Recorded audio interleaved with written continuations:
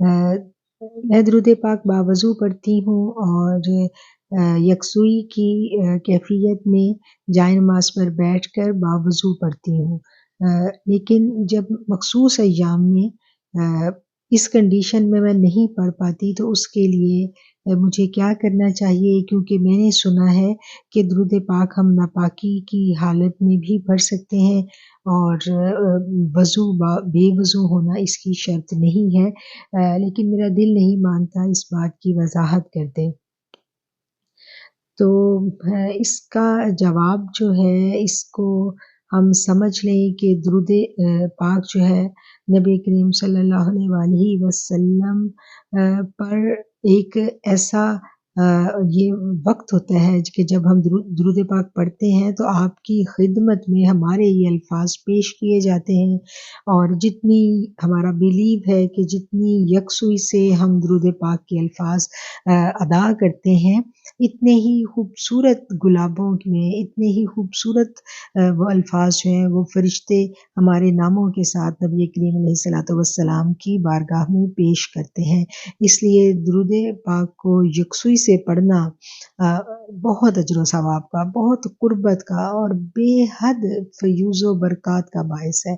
जितना दुरूद पाक को हम यकसुई से, मोहब्बत से पढ़ेंगे, उतना ही हमारे ऊपर रहमतों की, बरकतों की, नवाज़िशों की जिसको कहते हैं ना कि बारिशें बरसेंगी।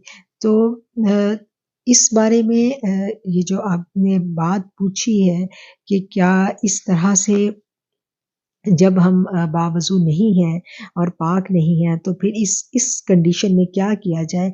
तो अगर आप फ़तवे की बात करेंगी, तो फ़तवा तो आपको ये कहेगा कि आप बेवज़ू दुरूद पढ़ सकती हैं।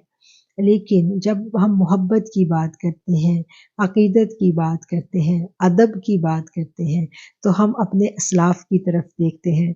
हमें ऐसे बुज़ुर्ग मिलते हैं कि जो नबी करीम सल्लल्लाहु अलैहि वसल्लम का नाम भी नहीं लेते थे, जब तक वो वुज़ू नहीं कर लेते थे।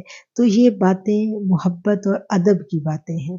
इसमें अदब का तकाज़ा ये है कि जब हम पाक नहीं हैं और हमारा दिल चाह रहा है कि हम उसी तरह दुरूद शरीफ पढ़ें, तो उसके लिए फिर जो बुज़ुर्गों ने हमें तरीक़ा तालीम फ़रमाया वो यही है कि आप अपना जो है बैठें यकसू होकर अदब व एहतराम से बैठें, दुरूद शरीफ पढ़ें।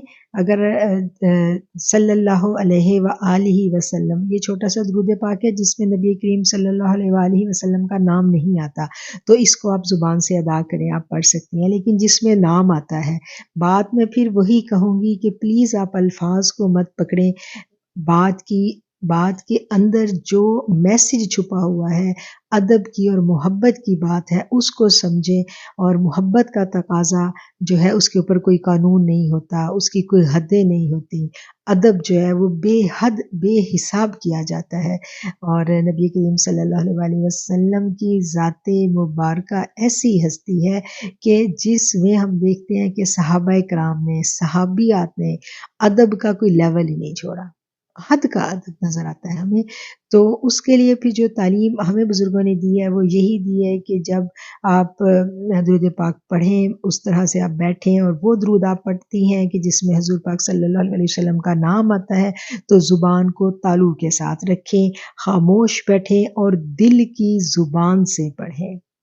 यानी आपकी रूह दुरूद पाक पढ़े, आप भले तस्बीह हाथ में पकड़ लें और ज़ुबान तालू से होगी, ज़ुबान से अदा नहीं होगा लेकिन दिल से अदा होगा और आपकी रूह के कान उस दिल की आवाज़ को सुनेंगे। इस तरह से आप दुरूद शरीफ पढ़ेंगी तो फिर आप देखिएगा कि अपनी कैफ़ियत जो है आप उसको खुद देखें, खुद समझें कि आप का जो अदब का लेवल जो है माशाअल्लाह से वो आप किस तरह कायम रख सकेंगी। अल्लाह ताला हम सबको नबी करीम सल्लल्लाहु अलैहि वसल्लम पर बेहदो हिसाब दुरूद भेजने की तौफ़ीक दे और अदब व एहतराम के साथ भेजने की तौफ़ीक दे। बहुत शुक्रिया। अस्सलाम वालेकुम।